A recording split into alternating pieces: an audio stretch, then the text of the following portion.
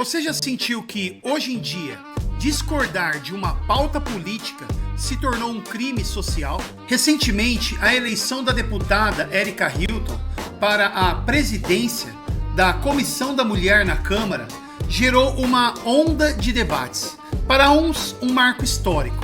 Para outros, um ponto de profunda preocupação sobre o que significa ser mulher e quem deve representá-las. Mas aqui está o perigo. Se você manifestar qualquer dúvida ou discordância sobre isso, o rótulo de transfóbico vem quase imediatamente. Será que a nossa cultura perdeu a capacidade de separar a discordância, seja teológica ou biológica, do discurso de ódio? Olá, eu sou o Guilherme Zamba, seja bem-vindo a este canal. Esse é o nosso espaço para analisarmos a atualidade sobre a ótica eterna da Palavra de Deus. E antes de continuarmos, já clica no botão de curtir e se inscreve no canal. O tema de hoje é sensível, mas o bom senso e a verdade bíblica não podem ser silenciados. Hoje eu quero analisar o caso da Erika Hilton e o processo milionário contra o apresentador Ratinho sob a ótica cristã e da liberdade. Como se posicionar sem cair nas armadilhas do cancelamento? Vamos conversar, dialogar sem medo. Nos últimos dias, um debate tomou conta do Brasil. A deputada Erika Hilton foi eleita presidente da Comissão de Defesa dos Direitos da Mulher na Câmara dos Deputados, tornando-se a primeira mulher trans a ocupar esse cargo. E, imediatamente, o país se dividiu. De um lado, quem celebra o fato como um avanço histórico, e do outro, pessoas que questionam se faz sentido uma pessoa trans presidir justamente uma comissão criada para representar mulheres. Mas o problema começa quando essa discordância, que poderia ser um debate legítimo, passa a ser tratada automaticamente como transfobia ou discurso de ódio. E a situação escalou ainda mais quando o apresentador Ratinho comentou o caso em seu programa, dizendo que não achava justo que uma mulher trans ocupasse o cargo e que, na visão dele, mulher deveria ser alguém com características biológicas femininas. Agora, surgem pedidos de punições severas contra ele, processos, multas milionárias, suspensão do programa e até prisão. Mas a pergunta que precisa ser feita é: discordar disso é ódio ou apenas uma opinião? E como ter um debate respeitoso? Mas aqui existe um ponto importante. Respeitar pessoas não significa obrigatoriamente concordar com todas as ideias sobre identidade ou política pública. Lembrando também que a deputada, e olha que eu estou usando o termo no feminino, tá? Para ver como é a questão do respeito. Ela não tem sido muito respeitosa também, né? Sabe aquele cântico cristão que diz: os que confiam no Senhor são como os montes de Sião, que não se abalam. A deputada Erika Hilton, tempos atrás, postou nas suas redes sociais uma versão que diz: os que confiam no travesti. E aí, podemos classificar essa manifestação dela como um discurso de intolerância religiosa? Lembrando também que ela está passível a críticas por ser uma figura pública e política. Lembro de tempos atrás, né? Ela que é do partido PSOL, ela deixou de ir na marcha LGBTQIA+, não sei o quê, para ir no show da Beyoncé em Paris. Ela que estava em uma agenda política, não sei o que fazendo lá em Portugal, aproveitou e foi para Paris ver o show da Beyoncé. E olha que interessante, né? Ela que é do partido PSOL, Partido Socialista, estava se comportando como uma grande capitalista, né? Utilizando-se de marcas de grife e também, né, agindo como uma verdadeira popstar.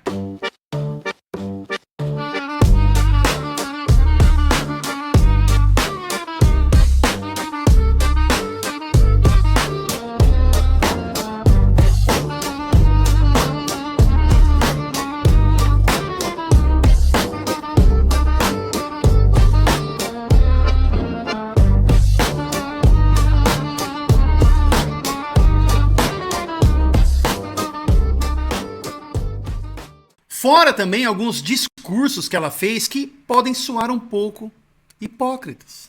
Da minha geração, a partir de mim, sou eu que volto e ponto o dedo na cara dele e digo, vocês são negros, vocês precisam entender que vocês são negros, vocês moram aqui, vocês têm essa vida porque vocês são negros. Não adianta colocar cabelo liso na cabeça, não adianta tentar disfarçar a negritude de vocês.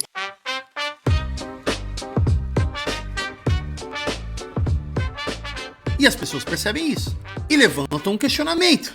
E não é de hoje, né, que ela gosta de se comportar como uma verdadeira celebridade, passível à crítica. E rapidamente, galera, 1 minuto da atenção de vocês. Eu sei que vocês repararam nessas camisetas expostas aqui atrás. Essas são camisetas do meu ministério Rima Teológica. E a venda dessas camisetas fortalece o meu ministério financeiramente, para que assim eu consiga produzir novos conteúdos, especialmente músicas. E essas são algumas das camisetas que eu tenho a pronta entrega quando eu vou em algum evento e exponho, né? Elas ali. Agora, no site rimateologica.com.br, você encontrará todos os modelos.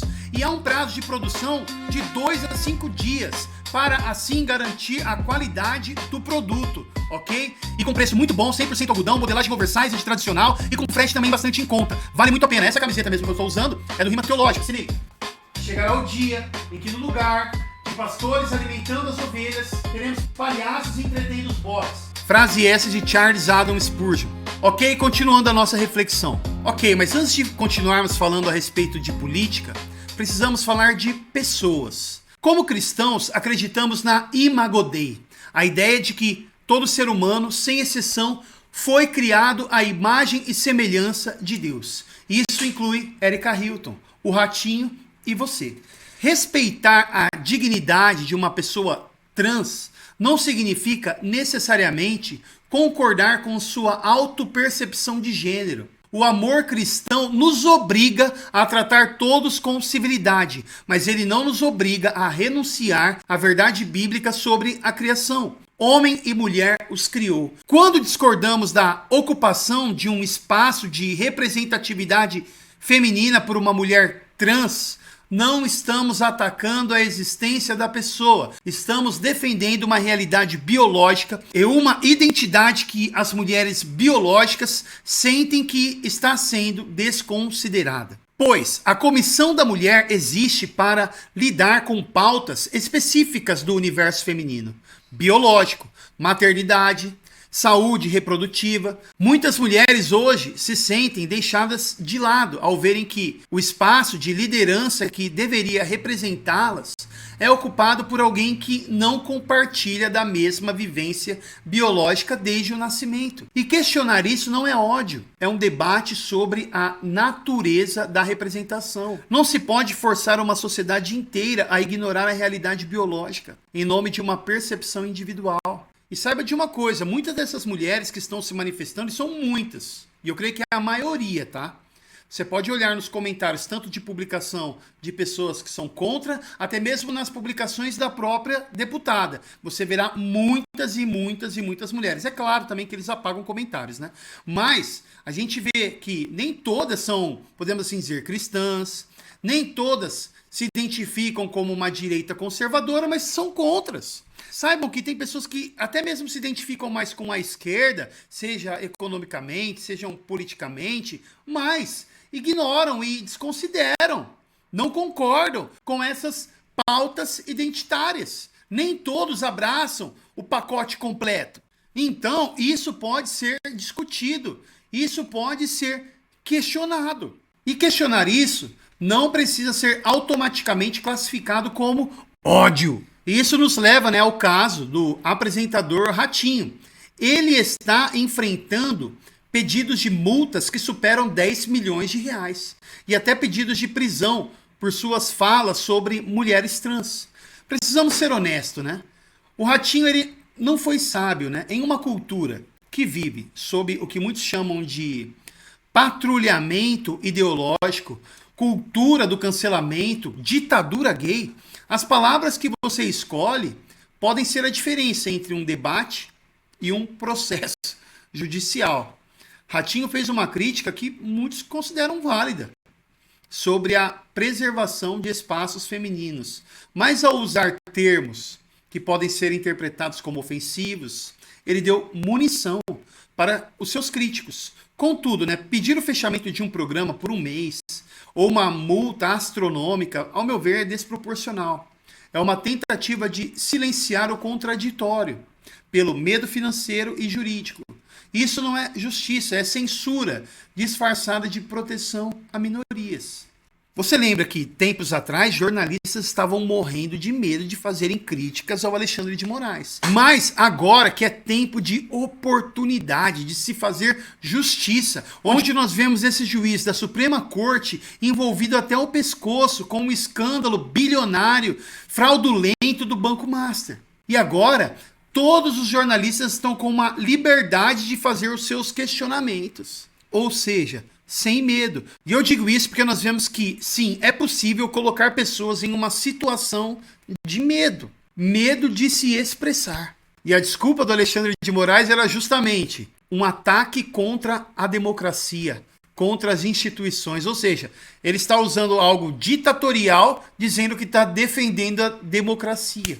Ok, por isso que nós temos que se perguntar, como que a gente deve se posicionar sem sermos cancelados? Aqui vão 3 dicas para que nós não venhamos cair nas armadilhas. Primeiro, ataque a ideia e não a pessoa. Embora eu fiz crítica, sim, à deputada Erika Hilton neste vídeo, eu creio que é possível fazer crítica sem usar termos pejorativos ou xingamentos. Foque na discussão sobre cosmovisão, sobre biologia, sobre liberdade de expressão, evitando determinados termos que podem ser considerados ofensivos. Segundo, reafirme a dignidade. Comece deixando claro que você defende o direito de segurança e respeito de todo cidadão, mas que discorda da ideologia por trás das políticas. E use a sua liberdade de consciência.